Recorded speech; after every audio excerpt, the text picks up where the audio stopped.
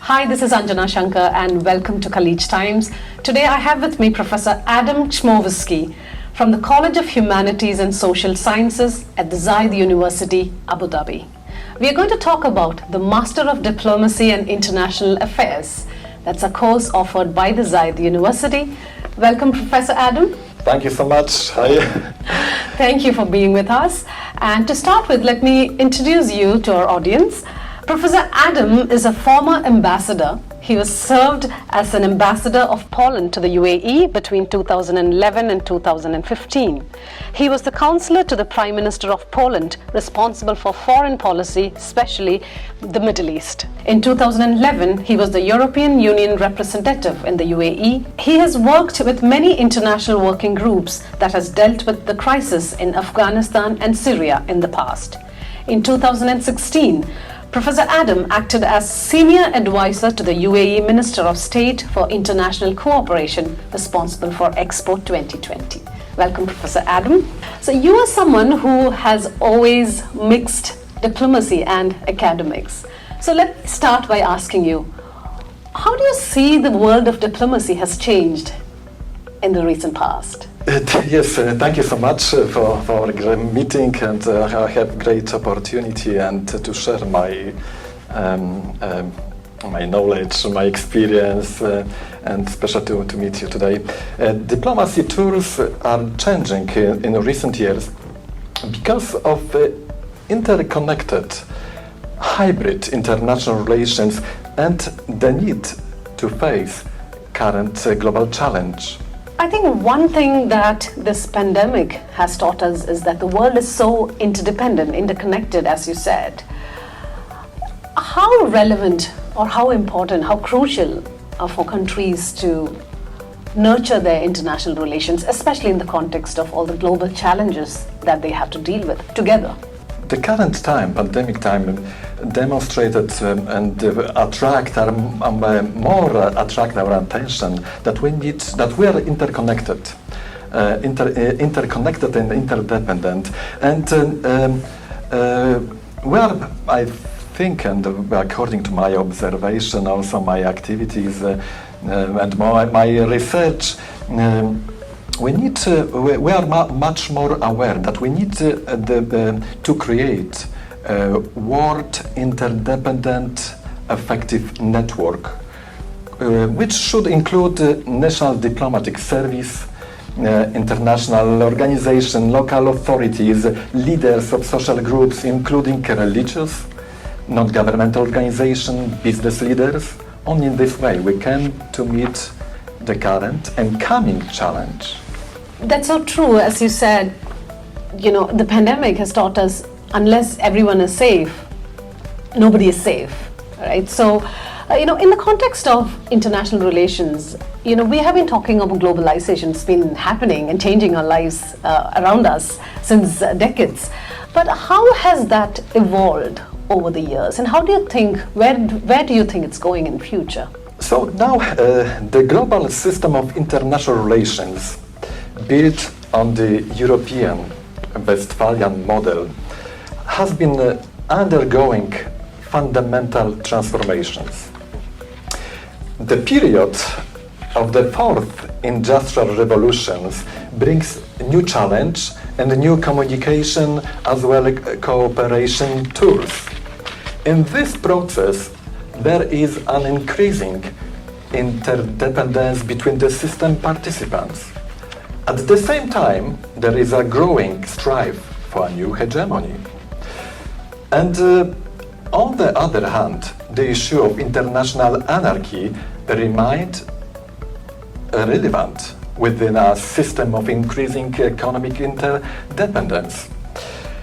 So, moreover, in the 21st century, we have experienced deep change in the dimension of global security architecture, including environmental challenge and climate change. Therefore, this cooperation assumes the adoption of many initiatives, projects, and innovative solutions.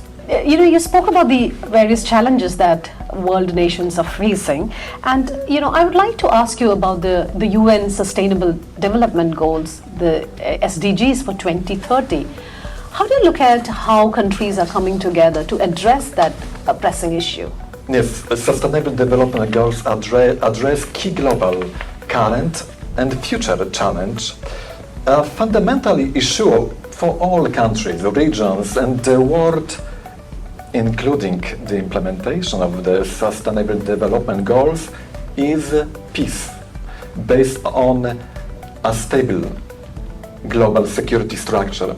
However, for example, water has been the source of hundreds of conflicts during this century.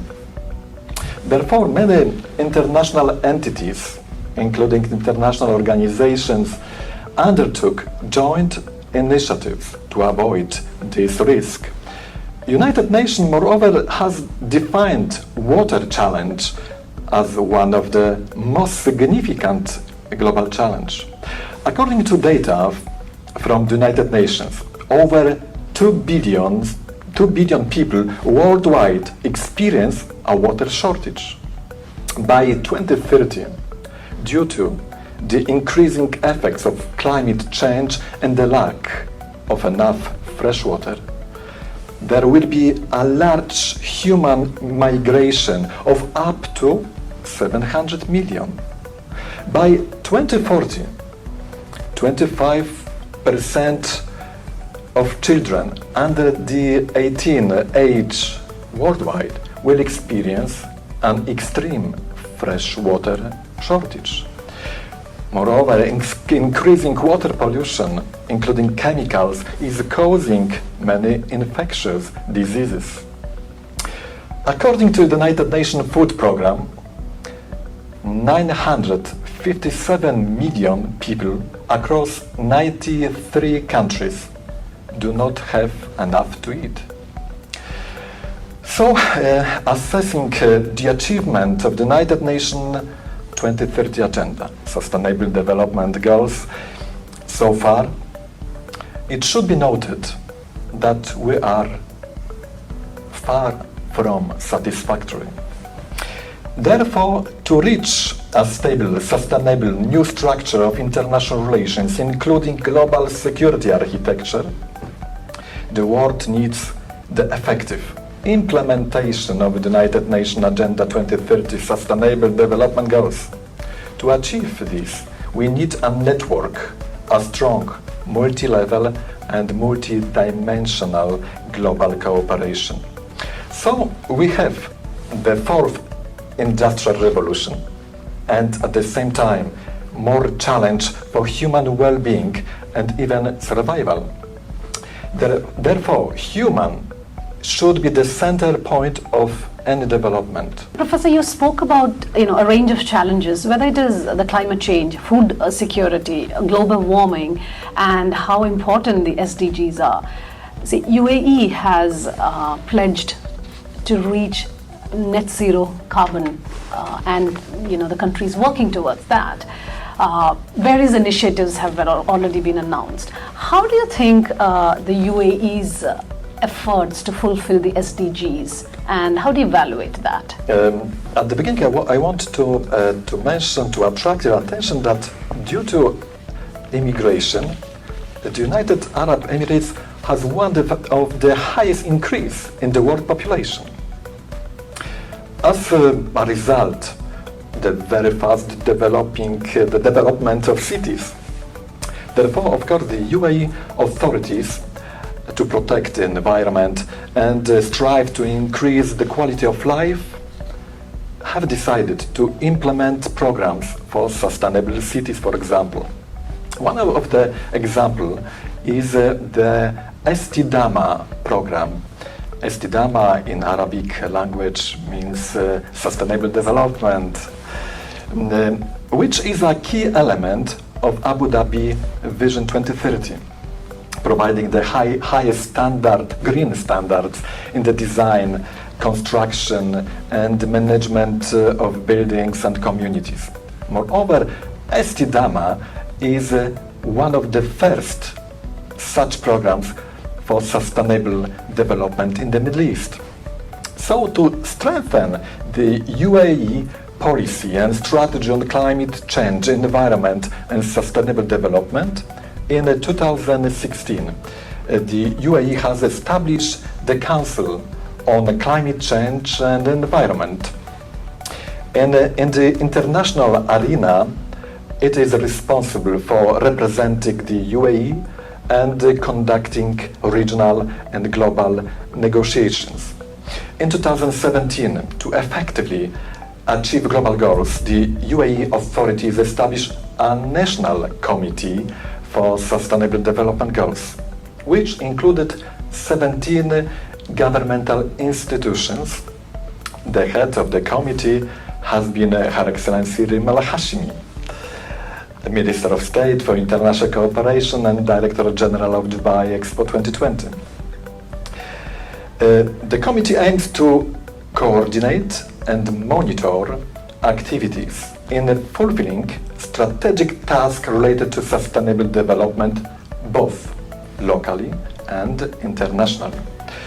In 2018, the UAE set up a private sector advisory board on sustainable development goals for closer cooperation between the government and the private sector to achieve sustainable development goals. The new council, this council includes governmental institutions and the most important private companies representing different sectors.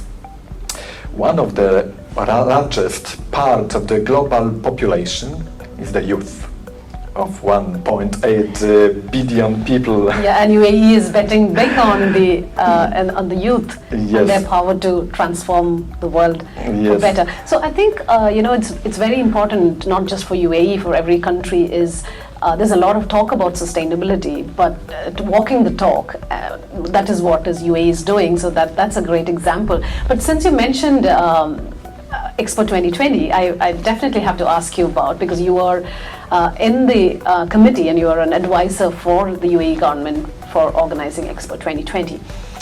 It is not just an economic fair, it has brought together more than 200 countries under the same roof, and they are all there not just to promote investment in business, but also to address some of the pressing challenges that we are facing. So how do you see the significance of a World Fair like Expo 2020 happening now, when we are still in the midst of a pandemic? Expo is the largest global mega event and attracts countries and nations around the world, as well as international organizations, non-governmental organizations, universities, public and private sector. It is a great opportunity to establish new relationships and enhance cooperation. Moreover, Expo is a global platform for new ideas, new technologies and innovations. Therefore, this global mega event is a huge tool for soft power. Expo gives great opportunity for public diplomacy and improving a country brand for any country. Expo 2020 Dubai is the first World Expo to take place in the Middle East, Africa, South Asia and Arab countries. Expo 2020 Dubai has a very important voice in the context of a legacy in building a new global order. The UAE selected the theme Connecting Minds, Creating the Future with sub-themes of sustainability, opportunity, mobility. The current world is very interactive and interdependent. Connecting minds for creating the future should be natural. However, unfortunately, the major powers have yet to undertake globally cooperative responses to the new and increasing grave challenge to human well-being, environmental, climatic, socio-economic or demographic. The current unstable international system would produce a fast-moving chain reaction leading to global political and economic chaos. So the new world order has emerged after the collapse of the Soviet Union, when President Bush Sr. proclaimed a new world order at the time of the Gulf War in 1991.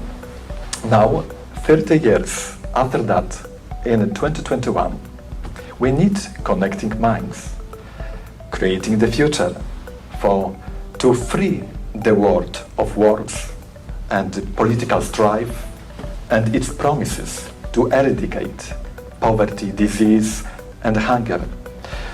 Recognizing realities, we always should capably search a hope.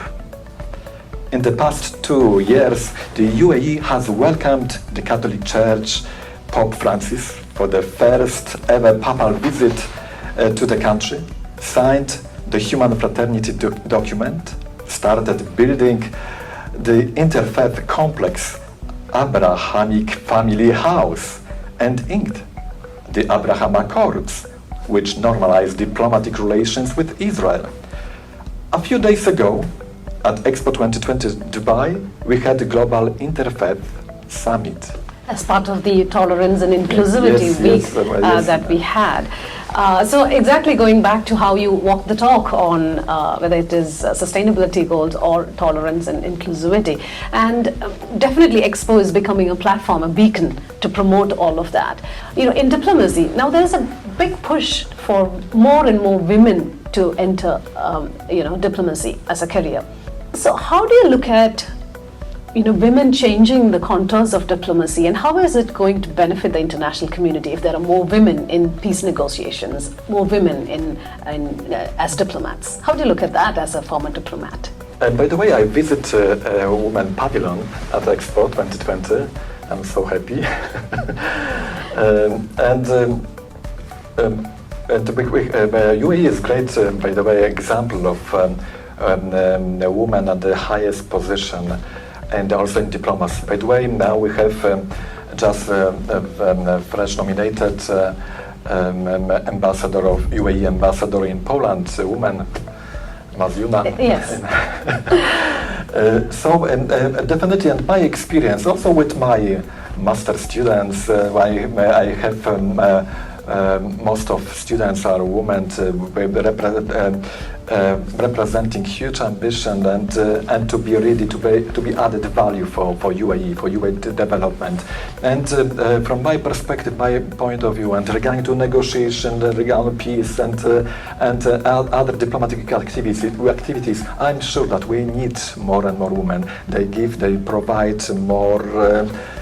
Many times also very smart way in diplomatic negotiation to understand sometimes much more than men, and from different perspective we need together to create new also modern of diplomacy in public diplomacy from wider also perspective, not only related to diplomatic missions, but we should identify the public diplomacy and diplomacy from wider perspective. Many institutions should be engaged in diplomatic activities as a public diplomacy. And I'm sure it's my also experience, my observation that women deliver great added value, and including for UAE. Yeah, fantastic. You are teaching a master in international diplomacy and international cooperation. How do you see the future generation of Emiratis, young Emiratis, taking up diplomacy as their future career? How do you gauge their interest?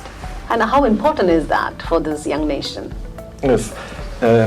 It's from my perspective and my point of view and my experience, it's extremely important in international relations when we identify in a correct way. As I mentioned, we have public diplomacy. We should attract non-governmental organization, international organization, public and private sector. In diplomacy, we need to attract many institutions, and diplomacy is not only related to Ministry of Foreign Affairs. First point. Second point, in the international relation program, we focus on economy, international political economy, on security, of course, public diplomacy, from many perspectives, economic, legal perspective, international law. So international relation program provides wider picture of the current world, and moreover,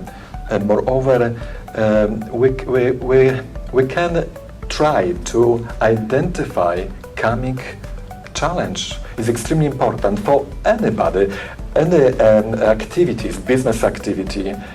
In business, it's my also experience when I, as ambassador, when I organize visit for the president, for the prime minister. Always I organize business forum, I attract a business community. We need to work together, private sector, business sector, and diplomatic missions and diplomats. However, only in international relation program give us a chance to understand diplomacy. Even if the graduate students will take a job in private sector, will be useful, I'm sure, to understand how diplomacy works, how international relations work, because international relations, I mentioned, is not only related to diplomatic missions. We should identify wider perspective of public diplomacy and international relations.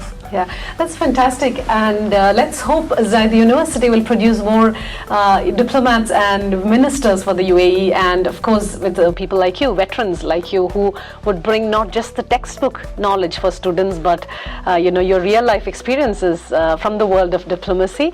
Thank you very much, Professor Adam, for sharing your insights with us. Thank you so much, and I would like warmly to invite you, future students, to Zayed University Master in Diplomacy and International Affairs program, where as a professor I have the great pleasure to share with you my knowledge, research, as well as my experience, among others, as a chief specialist in the Office of Committee for European Integration, counselor to the Prime Minister, responsible for international dialogue, ambassador of Poland in the United Arab Emirates, senior advisor on international relations to Her Excellency Rima Hashimi, Director General of Dubai Expo 2020. It would be for me great honor and the privilege to support and guide you, future leaders. Thank you very much, Professor Adam, for your time with us, and thank you for listening. Have a good day.